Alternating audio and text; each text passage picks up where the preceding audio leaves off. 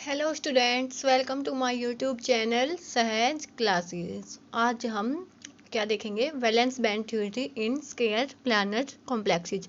इससे पहले हमने कि जो वीबीटी होती है ऑक्टाहेड्रल में, टेट्राहेड्रल में, वो हम देख चुके हैं। आज हम क्या देखेंगे कि स्केलर प्लैनेट कॉम्प्लेक्स है उसमें वैलेंस बैंड थ्योरी कैसे काम करती है। ठीक है, तो सबसे पहले इसके लिए हम एक कॉम्प्लेक्स ले लेते हैं। ठीक है, हमने क्या देखा था कि वीबीटी का मेन जो वो था ना, क्या था जो इसका मेन पोस्टुलेट था, वो क्या था कि जो भी इस सब्सटेंस है उनके वो दिए गए थे कि जो उनके मैग्नेटिक मोमेंट की वैल्यू दी गई थी उसके हिसाब से ही इसने क्या बताया था, उनकी ज्योमेट्री बताई थी।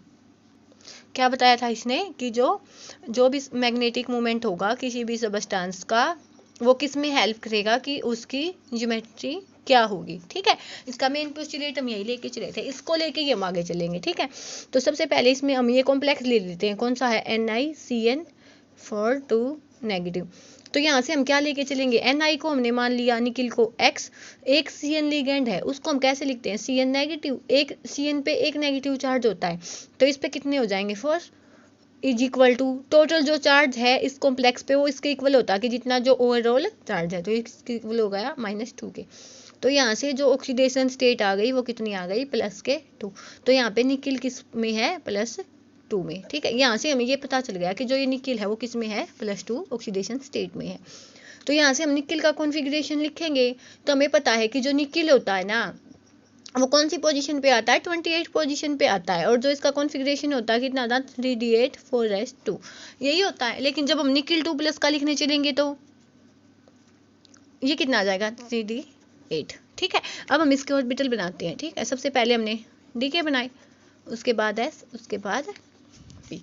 अब हम क्या देखेंगे कि जब हमने देखा ना तो पहले हम इसके फिल कर देते हैं किसमें है इतने, किसमें है इतने? 8 हैं, 6 7 8। ये बात तो ठीक है, लेकिन जब इस कॉम्प्लेक्स की मैग्नेटिक मोमेंट की जो वैल्यू होती है एक्सपेरिमेंटली देखी गई ना, तो ये क्या देखा गया कि जो ये कॉम्प्लेक्स है अपना वो डायामैग्नेटिक है। कि जो एक्सपेरिमेंटली प्रूव्ड था ये बात कि जो ये भी अपना जो कॉम्प्लेक्स हमने लिया है ना, ये क्या है? डायामैग्नेटिक है। अब ये डायामैग्नेटिक कब हो सकता है? जब इसमें एक भी अनपेयर्ड इलेक्ट्रॉन ना हो। तो यहाँ पे हम देखेंगे तो इसमें क्या है? 2 अनपेयर्ड इलेक्ट्रॉन है। तो अब इस कंडीशन में हम इसको डायामैग्नेटिक तो बोल नहीं सकते। ठीक है, तो इसके लिए हम क्या बोलते थे हैं, इस थ्योरी के अकॉर्डिंग क्या था कि जो अपना ये ऑर्बिटल है, जो ये अपने इलेक्ट्रॉन है, इनमें क्या हो जाएगी? आपस में पेयरिंग हो जाएगी। तो यहाँ से हम क्या बोल सकते हैं? ये 5s।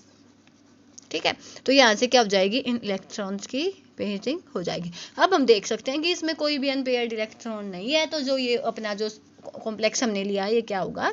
डायामैग्नेटिक होगा। तो यहाँ से अब हम इसके साथ मॉलिक्यूल वो देखते हैं, लिगेंड कितने लगे हुए हैं? 4 लिगेंड लगे हुए हैं। तो एक CN यहाँ पे आ गया, एक यहाँ पे, एक यहाँ पे, एक यहाँ पे।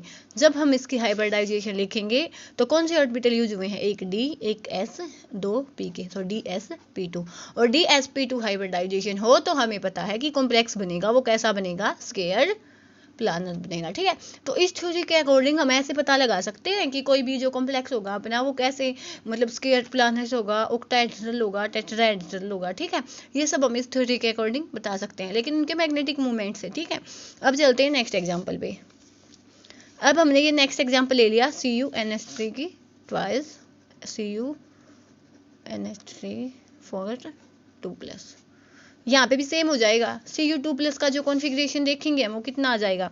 यहाँ पे है D। ठीक है, यहाँ पे आ जाएगा D। तो यहाँ पे हम देखेंगे ना तो यहाँ पे क्या हो जाएगा? पेयरिंग हो जाएगी। तो यहाँ से हम इसका जो वो लिखेंगे तो क्या बन जाएगा? DsP2। यहाँ से भी ये क्या पता चलेगा? हमें जो ये कॉम्प्लेक्स हमारा बनेगा ये क्या बनेगा? स्केलर प्लैनेट बनेगा। इस केस में हमने क्या देखा कि जो पेयरिंग तो यहाँ पे पहले ही हो चुकी थी, ये कितना बनेगा? D9 बनेगा। Cu2+ D9 में यहाँ पे एक, देखो लिख के दिखाती हूँ, Cu2+ है तो D9 बनेगा। ठीक है, तो D9 को हम लिखते हैं। जब हम D9 को लिखेंगे तो कैसे आएगा? ये 6 7 8 9, तो एक अनपेयर्ड इलेक्ट्रॉन बचेगा। इससे क्या हुआ कि इसमें ना तो इसको हम ये बोल सकते कि भाई मतलब ये कौन सी हाइब्रिडाइजेशन होगी, जो ये कॉम्प्लेक्स है ये कैसा गिवन था कि जो ये कॉम्प्लेक्स था ये स्केयर प्लैनेट था।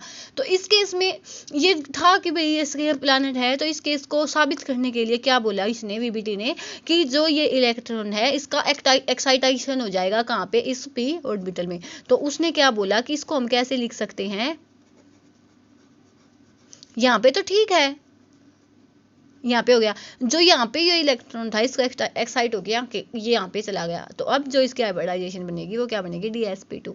ये तो बात ठीक है, लेकिन अब क्या हमें कैसे पता चलेगा कि कौन से जो कंपाउंड हैं या जो कौन से जो ये एटम्स हैं, एलिमेंट्स हैं जिनमें एक्साइटेशन होगा, या जो कौन से एलिमेंट हैं जिनमें एक्साइटेशन नहीं होगा। ठीक है, ये बात तो हमें नहीं पता ना कि कौन से में एक्साइटेशन होगा कौन से में नहीं होगा। ठीक है, तो इतना, इसके बाद हम देखते हैं कि जो ये अपनी वीबीटी थी ना वो नेक्स्ट कॉम्प्लेक्सेस के लिए देखते हैं, उसके बाद हम देखेंगे कि जो इसकी लिमिटेशन क्या होगी। अब इसके बाद हम किसके लिए देखेंगे, TBP के लिए। आप चाहे तो एक बार इसका स्क्रीनशॉट ले सकते हैं। ठीक है, अब हम क्या देखेंगे कि जो वैलेंस बॉन्ड थ्योरी होती है कहाँ पे, ट्राइगोनल बाइपिरामिडल कॉम्प्लेक्सेस में। इसका एग्जांपल कौन सा ले लिया हमने, FeCO5। यहाँ पे जो ये CO लिगेंड है इस पे ना पॉजिटिव चार्ज होता ना नेगेटिव, तो जो इसकी ऑक्सीडेशन स्टेट होगी वो कितनी होगी, 0। ठीक है, अब यहाँ पे हमें पता है कि जो इसका वैलेंस शेल होता है वो कैसा होता है, 3D64S2। तो यहाँ पे हम लिख लेते हैं, यहाँ पे हो गए p ऑर्बिटल, तो यहाँ पे 6 लिखना हमें, 1 2 3 4 5 6, यहाँ पे है 2। ठीक है, उसके बाद इसने क्या बताया कि जो ये अनपेयर्ड इलेक्ट्रॉन है ना ये क्या होंगे, इसमें जो कॉम्प्लेक्स की जो मैग्नेटिक मोमेंट की वैल्यू गिवन थी उसके अकॉर्डिंग जो ये कॉम्प्लेक्स था वो कैसा था, डायामैग्नेटिक था। अब इस कंडीशन में तो हम इसको डायामैग्नेटिक बोल नहीं सकते। ठीक है, अब हम इसका एक्साइटेशन करवाते हैं, जैसे हम पेयरिंग करवाते हैं